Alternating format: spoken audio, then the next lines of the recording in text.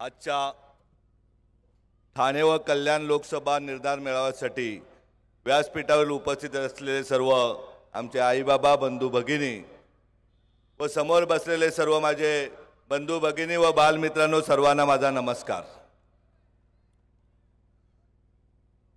बराच ठाणेकरांना प्रश्न पडला असेल का हा जव्हार मोखाडा आदिवासी भागामध्ये काम करणारा कार्यकर्ता आज ठाण्यामध्ये का आला। त्याला काय मुंब्रा विधानसभा लढायची का कल्याण लोकसभा लढायची, कारण इथे राजकारणी लोक डोक्यात निवडणुकाशिवाय दुसरा कुठला विचार करणार नाही। किंवा इथे कोणता आमचा कॉर्पोरेटर बंधू भगिनी असेल त्यांना प्रश्न पडला असेल का संतोष कवळे किंवा जगदीश गवरीला काही इथे निवडणुकीला उभं करायला लावले की संतोष गोपालला उमेदवारी देत आहेत, हा प्रश्न पडला असेल। परंतु हे ठाणे हे धर्मवीर आनंद दिघेंचं ठाणे आहे। गेल्या 20 वर्षामध्ये त्याच्यामध्ये अनेक बदल झालेले आहेत। आपण पाहतोय की ज्या वेळेस आनंद दिघे साहेब होते त्यावेळेस रात्री अपरात्री खेड्यापाड्यातील कुठलाही आमचा बांधवाला भगिनी आली, कुठलाही डिलिव्हरीची केस आली, कोर्टातला विषय राहू दे, पोलीस स्टेशनचा विषय असू दे, एक ठिकाण होतं टेंबी नाका का जिथे दिवस रात्र ते मंदिर सुरू असायचं आणि तिथे येणाऱ्या प्रत्येक माणसाला न्याय मिळत होता, त्याच्या आरोग्याची व्यवस्था होत होती, त्याच्या शिक्षणाची व्यवस्था होत होती। परंतु कालांतराने हे सर्व बदलत चाललेले आहे। वसंतराव डावखरे साहेब होते का कोणी अगदी जव्हारच्या कार्यकर्त्यांनी फोन केला तरी फोन उचलला जायचा आणि संबंधित अधिकाऱ्याला फोन केला जायचा। परंतु आता आपल्या ठाण्यामध्ये निवडणुका सोडल्या तर कुठल्याही कार्यकर्त्याचा, कुठल्याही नेत्याचा, जनसामान्य कार्यकर्ता तर जाऊ दे, कॉल उचलले जात नाही। दुःख आपल्यासाठी सर्वांसाठी दुःखाची बाब आहे। आज ठाण्यामध्ये जिजाऊ यासाठी पोहोचलेले का पूर्वीचा काळ होता का आमच्या ग्रामीण भागातनं तलासरी मोखाड्यापासून तर अगदी मुरबाडपासून सर्व रुग्ण व्यवस्था आजार झाला तर ठाण्यामध्ये सिव्हिलला किंवा छत्रपती शिवाजी रुग्णालयामध्ये पेशंट पाठवले जायचे आणि तिथून पेशंट बरा होऊन यायचा। आज काळ बदलला आहे। आज ठाण्यातील हजारो रुग्ण आपल्या विक्रमगड तालुक्यातील जिजाऊच्या छोट्याशा रुग्णालयामध्ये झडपोली येथे उपचारासाठी येतात। हा इथल्या राजकारण्यांचा कुठला कार्य आहे परमेश्वराला माहिती। हे सांगण्यासाठी इथपर्यंत आलो आहे। कालांतराने मी परत एकदा सांगतो, आनंद दिघे साहेब असताना कुठल्या नगरसेवकाची हिंमत नव्हती अनधिकृत बिल्डिंग बांधून त्या बिल्डिंगमधून 4 फ्लॅट घ्यायचे, कार्यकर्त्यांना पाठवून फ्लॅट घ्यायचे। आज तसं राहिलेलं आहे। आज छोटे मोठे सगळ्याकडेच प्रत्येक ठिकाणी बघायला गेलं तर ठाणे कल्याणच्या अनेक नगरसेवकांचे 100 फ्लॅट झालेले आहेत। परंतु कार्यकर्ता या डोंगराच्या झोपडपट्टीमध्येच राहतोय आणि त्या झोपडपट्टीमध्ये त्याचं जीवन जगत असतो। आपल्याला आपली संस्था गेली 15 वर्ष कोकणच्या सर्वांगीण विकास झाला पाहिजे, कोकणातील 5 जिल्ह्यातील आपला विद्यार्थी शिकला पाहिजे, आपली माता भगिनी व बंधू वाचला पाहिजे, कुठलाही बांधव उपचाराशिवाय दगावता कामा नये आणि कुठलाही विद्यार्थी शिक्षणापासून वंचित राहता कामा नये। हे 2 मूळ उद्देश घेऊन काम करते। हे मूळ उद्देश घेऊन काम करत असताना नेहमी आम्ही बोलत असतो, मी खारेगावचे संतोष कवळे राहू दे, केदार राहू दे, जगदीश गवरी राहू दे, वारंवार आमचं बोलणं असतं का आपण मुंबईच्या बाजूला राहणारे, मुंबईत राहणारे आपण, परंतु आपण आहोत कुठे। आपण असो हॉटेलच्या वेटर म्हणून असू, आपण घरातली काम करणारी बाई असू, खाली लिफ्टमध्ये उतरलं तर लिफ्टमधला वॉचमॅन असू, गेटवरचा वॉचमॅन असू, त्याच्या पलीकडे गेला तर गाडीमध्ये ड्रायव्हर असू, हे चित्र आम्हाला बदलायचं आणि हे चित्र बदलण्यासाठी तायानो दादानो शिक्षण ही गोष्ट सगळ्यात महत्त्वाची आहे। हे शिक्षण देण्यासाठी जिजाऊ इथपर्यंत पोहोचले। आता लोकसभेची निवडणूक आले म्हणून नाही बोलत, परंतु गेल्या 3 ते 4 वर्षापासून ठाणे महापालिका राहू दे, कल्याण महापालिका राहू दे, प्रत्येक शाळेमध्ये जिजाऊची वही पोहोचली जाते। या ठाणे महापालिकेच्या 10च्या 10 प्रभागामध्ये अगदी ज्याप्रमाणे आपली सर्वांची मुलं शिकतात त्याप्रमाणे गरिबांच्या मुलांनाही शिक्षण देण्यासाठी त्यांना उत्तम प्रकारच्या क्लासेसची व्यवस्था आपण जिजाऊने केलेली आहे। ज्याने कोणी बघितलं असेल का मुलुंडला जाताना, मुंबईला जाताना कचऱ्यावरचा ढीग आहे, त्या कचऱ्यावरच्या ढिगावरही आपण शाळा चालू केलेली आहे। येऊरला कोण गेलं असेल तर येऊरच्या आदिवासी बांधवांसाठी शाळा चालू केलेली आहे। बाजूला मुंब्र्याच्या आपल्या मुसलमान बांधवांच्या मुलांसाठी आपण शाळा सुरू केलेली आहे, क्लासेसची व्यवस्था केली। कारण आपल्याला माहिती आहे डॉक्टर बाबासाहेब आंबेडकरांनी सांगितले शिक्षण हे वाघिणीचं दूध आहे, परंतु ते फक्त श्रीमंतांच्या घरी किंवा अधिकाऱ्यांच्या घरी किंवा लोकप्रतिनिधींच्या घरी देऊन नाही चालणार। जेव्हा गरिबांचा मुलगा मुलगी हे दूध पिईल तेव्हाच या देशाची गरिबी दूर होईल असं मला स्वतःला वाटतं। त्यासाठी आपले प्रयत्न चालू आहेत। आपली संस्थेचं एक स्वतंत्र 130 खाटाचं रुग्णालय, 8 CBSE स्कूल आहेत पूर्ण कोकणभर, अगदी मोखाड्यापासून तलासरीपासून सावंतवाडीपर्यंत 45 अभ्यासिका आहेत। ज्या लायब्ररी आहेत का ज्या लायब्ररीमध्ये स्पर्धा परीक्षांचं शिक्षण दिलं जातं. खेड्यापाड्यातल्या ठाणे पालघर जिल्ह्यातल्या प्रत्येक तालुक्यामध्ये आपल्या अभ्यासिका का जिथे गरीब मुलांना चांगल्या प्रकारे मोफत क्लासेसची व्यवस्था केली जाते. आपल्याला बघायचं असेल तर आज ठाणे महानगरपालिकेचंच उदाहरण सांगतो. गेले 3 वर्षभर दर महिन्याला ठाणे महापालिकेच्या दर महिन्याला 15 मेडिकल कॅम्प होतात आणि त्या कॅम्पमधून निघालेला रुग्ण हा तुमच्या आमच्या घरातील रुग्ण असून त्याला प्रत्यक्षात अगदी सर्दी खोकल्यापासून कॅन्सरपर्यंत कुठल्याही बांधवाला भगिनीला आजार झाला तरी त्याला पूर्ण बरं करण्याचं काम आपली जिजाऊ करते. आज एवढी गर्दी कुठल्याही एकही रुपयात न देता काय येऊ शकते तर त्याला कारण आहे का जिजाऊचं काम आहे ठाण्यामधलं. का अगदी रिक्षा चालवण्याची ट्रेनिंग ही जिजाऊ देते, मेहंदी क्लासेसची व्यवस्था करते, ब्युटी पार्लर क्लासेसची व्यवस्था करते. अगदी घर बसल्या आमच्या भगिनींना काम नसलं तर त्यांना जेवण बनवण्याचे क्लासेस केलं जातं. आणि अगदीच बघायला गेलं तर योगा क्लासेस आमची ताई सदृढ होण्यासाठी योगा क्लासेसची व्यवस्थाही जिजाऊनी केलेली आहे. प्रत्येक नगरामध्ये केलेले का आपल्याला आपली ताई वाचली पाहिजे, आपला विद्यार्थी शिकला पाहिजे, आपल्याला प्रत्येकाला सदृढ राहिलं पाहिजे. या देशाचे नागरिक म्हणून आपण काम करत असताना आपली ड्युटी आहे का या समाजातील आपले जे कोणी दुर्बळ आहेत त्या दुर्बलांना आधार देऊन त्यांनाही सबळ बनवण्याचं काम आपली जिजाऊ करते. इथे कुठल्या निवडणुका लढवण्यासाठी दादांनो तायांनो मी नाही आलो, परंतु लोकप्रतिनिधी हे फक्त 4.5 वर्ष एकदा निवडून आल्यानंतर किंवा पडणारा उमेदवार या समाजाकडे पाहतच नसेल तर त्याला 24 तास त्यांनी काम केलं पाहिजे. हे काम सांगण्यासाठी मी इथपर्यंत आलेलो आहे.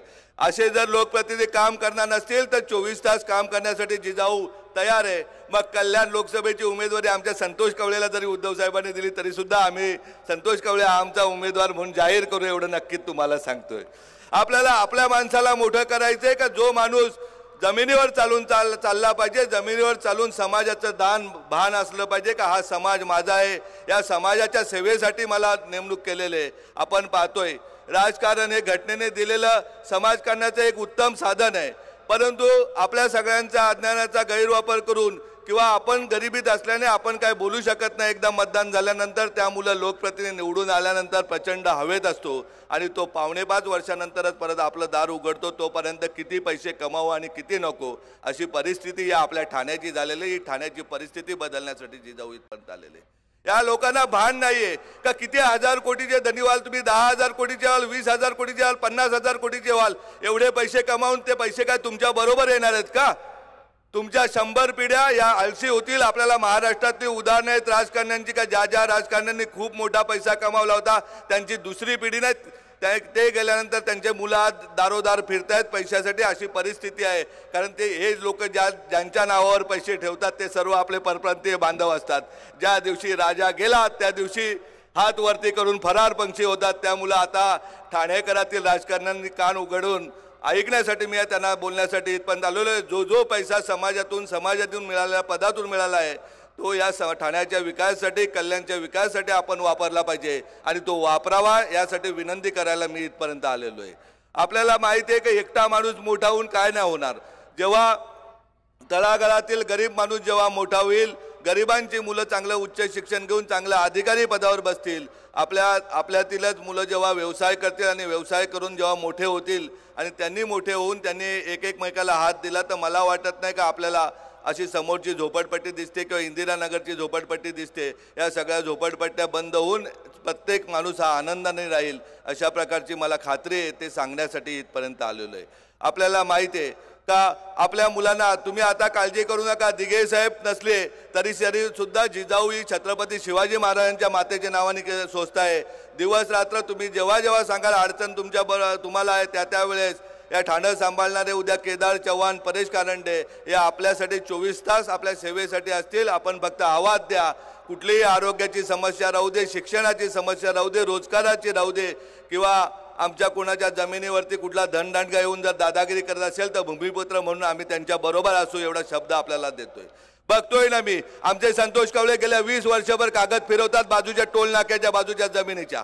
या जमिनी या इथल्या आगरी माणसांच्या जमिनी आहेत, त्यांच्या कुटुंबियांच्या जमिनी आहेत, परंतु सगळेच राजकारणी आहेत ते त्या बिल्डर लोकांचे पार्टनर असल्याने आमची लोक दाद मागायला गेल्यावर महसूल खात्यावर मॅनेज होतं, पोलीस खातं मॅनेज होतं, पोलीस खात्यातनं दादागिरी करून आमच्या लोकांना अडवलं जातं, तिथनं हलवलं जातंय. आता काय काळजी करू नका संतोष कवळे. आपण पाहतो या देशामध्ये न्यायव्यवस्था अद्याप जिवंत आहे.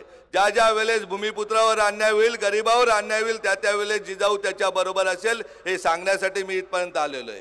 आज निर्धार करावायचा आहे, निर्धार करायचा आहे तायांनो, दादांनो. आपल्याला आपल्या स्वतःच्या आरोग्याचा निर्धार करायचा आहे, आपल्याला आपलं स्वतःचं आरोग्य व्यवस्थित झालं पाहिजे. आपल्याला शिक्षणाचा निर्धार करायचा आहे. येताना लहान लहान मुलं खूप भेटले. का भेटले या मुलांचा एक छोटासा किस्सा सांगतो. 15 दिवसापूर्वी जिल्हाधिकारी कार्यालयात एक कार्यक्रम होता. कमिशनर आले होते, यांचे महिला व बाल विकासचे कमिशनर आले होते, जिल्हाधिकारी महोदय होते, जिल्हा परिषद सीओ होत्या, न्याय व्यवस्थेतील एक माननीय न्यायाधीश महाराज होते. सगळ्यांची भाषणं सुरू होती. प्रत्येक वेळेस आपली ठाण्यातील बच्चे कंपनी बडबड बडबड बडबड करत होती. ज्या वेळेस मी भाषणाला उभा राहिलो, सर्व मुलं शिक्षक आल्यानंतर जेवढे शांत बसत नाही तेवढे शांत बसले. त्याला कारण आहे का ती जिजाऊ, आपली जिजाऊ त्या विद्यार्थ्यांच्या डोक्यामध्ये गेलेले, त्यांच्या मनामध्ये ठसले. त्यामुळे विद्यार्थी गप्प बसून पूर्ण भाषण ऐकत होते. जिल्हाधिकारी महोदय भाषण झाल्यानंतर मला बोलले, का हो सांबरे साहेब, तुम्ही उभे राहिल्यानंतर विद्यार्थी गप्प का बसले? म्हटलं साहेब, ही मुलं ही आमची मुलं आहेत, आमच्या कुटुंबातली मुलं आहेत आणि कुटुंबाचा करता माणूस मी आहे. त्यामुळे मी उभा झाल्यानंतर सर्व मुलं आवाज बंद करून बसले. हा तुमचा माझा जिव्हाळ्याचा संबंध आहे तायांनो, मुलांचा जिव्हाळ्याचा संबंध आहे. हा संबंध असाच कायम सुरू राहिला पाहिजे. आपल्याला आपल्या मुलांना तुम्ही बिंदास दाखवा का आता स्वप्न तुम्ही पहा. तुम्ही जे जे स्वप्न पाहाल ते स्वप्न पूर्ण करण्यासाठी जिजाऊ आपल्याबरोबर 100% आहे. तुम्हाला खोटं वाटेल, आई वडील नसलेला मुलगा जर आपल्याकडनं UPSC होऊन IPS होऊ शकतो, ऊस मजुराचा पोरगा जर आपल्याकडनं डेप्युटी कलेक्टर होऊ शकतो, सांगलीहून आलेली ताई आपल्याकडे झडपोलीला जिजाऊमध्ये राहून डेप्युटी कलेक्टर होऊ शकते. आपण मगाशी भाषण ऐकलं असेल, जिच्या पोटामध्ये 2.5 महिन्याचा बाळ असताना लोकांची धुनी मांडी करणारी मुलगी जर जिजाऊमध्ये येते, केदार आणि परेश सरांना भेटते, त्याच्यानंतर तिला क्लासेसची व्यवस्था केली जाते, तिचा धुण्या भांड्याचा कार्यक्रम बंद करून ती मुंबई फायर ब्रिगेडमध्ये लागते. कितीतरी मुली अशा आहेत का वीट भट्टीवर जाणाऱ्या आईबाबांची मुलगी आपल्याकडे प्रशिक्षण घेऊन पोलीस अधिकारी होते. कितीतरी आपल्या महिला ताया अशा आहेत का ज्यांचे लग्न झाल्यानंतर सुद्धा जिजाऊ जॉईन केल्यानंतर ते PSI झालेले आहेत. अगदी मुंबई फायर ब्रिगेडमध्ये शेकडोच्या संख्येने आपले विद्यार्थी लागले, तर हजारोच्या संख्येने प्रशासनामध्ये जिथे जाल तिथे आपला जिजाऊचा कर्मचारी दिसतो. त्यामुळे आता कुठलीही स्वप्न तुम्ही पाहण्यासाठी मागे पाहू नका, एवढी विनंती आपल्याला करतो. आपण जी स्वप्न पाहाल, हा संध्याकाळचा टाईम आहे. आपल्यामध्ये बोलतात का लक्ष्मीचा टाईम आहे, या टाईमला तुम्हाला सांगतो, विद्यार्थी जी स्वप्न बघतील, त्यांच्या आया जे स्वप्न पाहतील, वडील जे स्वप्न पाहतील, ते पूर्ण करण्यासाठी जिथे कुठे अडचण येईल तिथे जिजाऊ त्यांच्या कुटुंबाप्रमाणे असेल, हा आपल्याला शब्द देतो. त्यासाठी कुठल्या निवडणुका आम्हाला लढवण्याची गरज नाही, एवढं तुम्हाला नक्कीच सांगतो. आणि यापुढे एवढी गर्दी बघून तर मी नक्कीच ठाणेकरातील सगळ्या लोकप्रतिनिधींना आवाहन करतो, दादांनो तायांनो, ज्या नगरसेविका असतील, आमदार महोदय असतील, खासदार महोदय असतील, सर्वांना विनंती करतो का या ठाण्याची आरोग्य व्यवस्था सुधारण्यासाठी आपण काहीतरी करा. या ठाण्यातील उद्या शिक्षण खातं मिळालं, महानगरपालिकेचं शिक्षण सभापती पद म्हणजे निव्वळ पैसे खाण्यासाठी, शिक्षकांकडून वर्गण्या घेण्यासाठी नाही, तर शिक्षणाची गुणवत्ता सुधारली पाहिजे. यासाठी आपण काहीतरी प्रयत्न करा. या ठाण्यामध्ये रोजगारासाठी आपण काहीतरी प्रयत्न करा. माननीय मुख्यमंत्री महोदयांनी इथे मोठा एज्युकेशन हब आणला पाहिजे का ठाण्याचा प्रत्येक विद्यार्थी हा बाहेर जाता कामा नये, इथे व्यवस्था झाली पाहिजे. अशा प्रकारचे मी त्यांनाही विनंती करतो.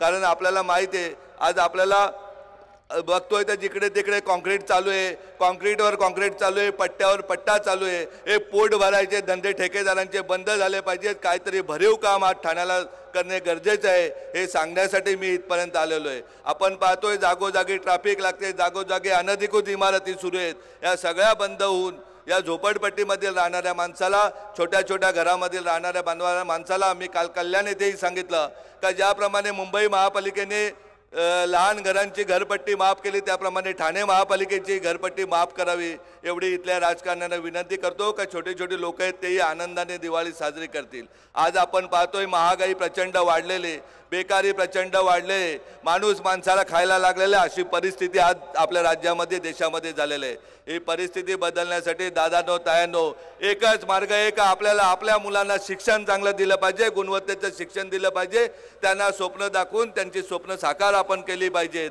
आणि जेव्हा त्यांची स्वप्न साकार होतील तेव्हा या ठाण्यामध्ये प्रत्येक माणूस, कल्याणमध्ये प्रत्येक माणूस हा स्वाभिमानी होईल. अशी कधी वेळ येणार नाही. आपण बघतोय आज अशी परिस्थिती झाली, ठाणे कल्याण लोकसभा बघितलं, दोन्ही ठिकाणी फक्त दहशतीचं वातावरण होतं. आज देशामध्ये जगामध्ये आपलं नाव हसू हसू झालेलं आहे. काल परवाची घटना डोंबिवलीतली बघितल्यानंतर आजही अंगावर काटा येतो. याला मुख्य कारण आहे शिक्षण. आणि राजकारण्यांनी भडकावलेली डोकी, ही डोकी का भडकू शकतात तर आपल्याला आपलं शिक्षण नाही आणि हे शिक्षण घेऊन चांगल्या प्रकारे आपली लोक अगदी पोलीस कॉन्स्टेबल पासून SP पर्यंत CP पर्यंत आपलाच माणूस बसला पाहिजे, अगदी गावच्या तलाठ्यापासून जिल्हाधिकाऱ्यापर्यंत ठाण्याच्या जिल्हाधिकाऱ्यापर्यंत आपलीच विद्यार्थी बसले पाहिजे, विद्यार्थी बसले पाहिजे, नगरपालिकेच्या साध्या कर्मचाऱ्यापासून शिपायापासून महापालिकेचा आयुक्त ही आपलाच बसला पाहिजे। यासाठी तुम्ही आम्ही सर्वांनी एकत्रितपणे प्रयत्न केले पाहिजेत।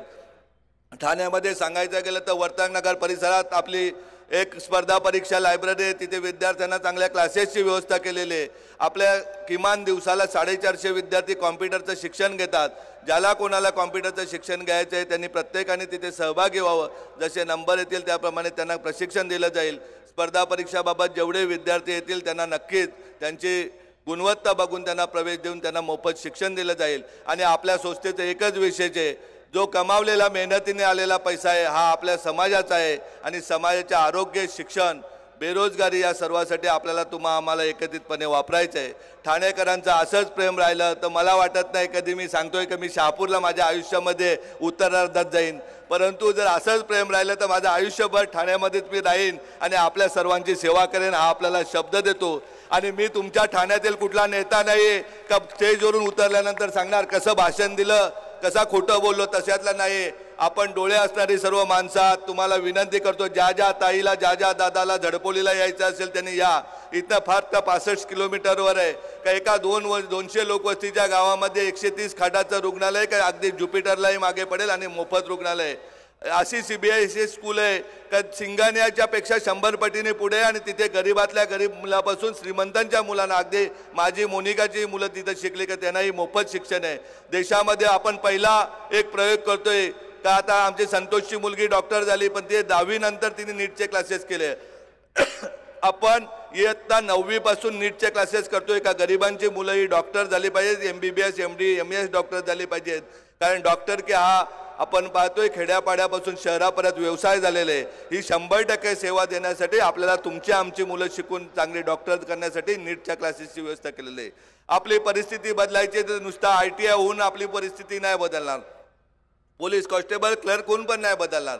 आपल्याला आपली मुलं ही IITला पाठवण्यासाठी इयत्ता 9वी पासून आपण JEE क्लासेस सुरू केलेले आहेत।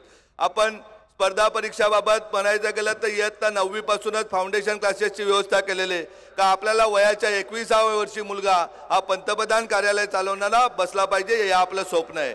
आपल्याला न्यायव्यवस्थेमध्ये अगदी ठाण्याच्या सिव्हिल न्यायालयाचे ते न्यायाधीश आपले झालेच पाहिजेत, परंतु मी ॲडव्होकेट विशाल पाटीलना नेहमी सांगत असतो, पाटील साहेब अभ्यास करा, तुम्हाला अशोक मुंदरकी किंवा कपिल सिब्बल सारखं पुढे जायचं आहे।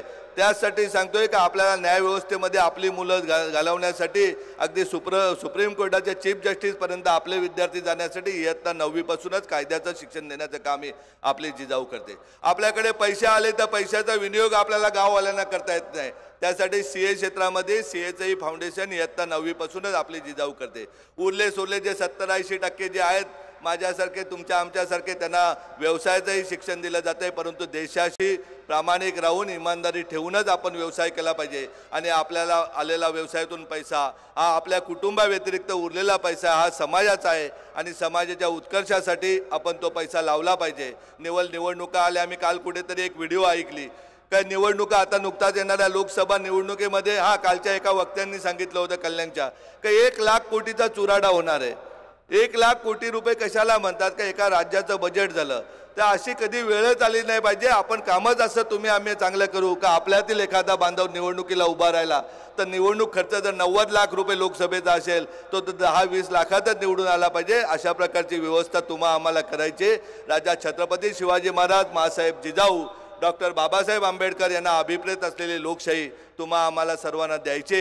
आपण सर्वजण आलात, भाषण खूप लांबलंय माझं, परंतु एवढ्या सगळ्या आमच्या भगिनी बालक बघून बंधू बघून भाषण वाढतच गेलं, परंतु आपल्याला सर्वांना विनंती कधीतरी झडपोलीला या आणि आपण बघा ज्या गावचा सरपंचही मी होऊ शकत नाही त्या गावामध्ये कुठलीही वर्गणी न मागता कशा प्रकारे विकास काय असतो त्या विकासाचं नवीन मॉडेल तुम्ही बघून घ्या। आणि मला माहिती आहे मला एकट्याला मोठं नाही व्हायचंय, तर तुमच्या आमच्यातील प्रत्येकाला मोठं करण्यासाठी जिजाऊ कटिबद्ध आहे हा आपल्याला शब्द देतो आणि थांबतो। जय हिंद, जय महाराष्ट्र। परत एकदा थांबताना ठाणे जिजाऊ टीम, जगदीश गौरी, संतोष कवळे, संतोष गोपाल या सगळ्या आमच्या कार्यकर्त्यांचं मी अभिनंदन करतो. खूप चांगलं त्यांनी आयोजन केलं होतं, नियोजन केलं होतं. आणि ठाण्याच्या पत्रकारांचं अभिनंदन करतो, कारण ते आयुष्यभर आमच्यावर प्रेम करत आलेले आहेत. त्या सर्वांचं अभिनंदन करतो आणि थांबतो. जय हिंद, जय महाराष्ट्र.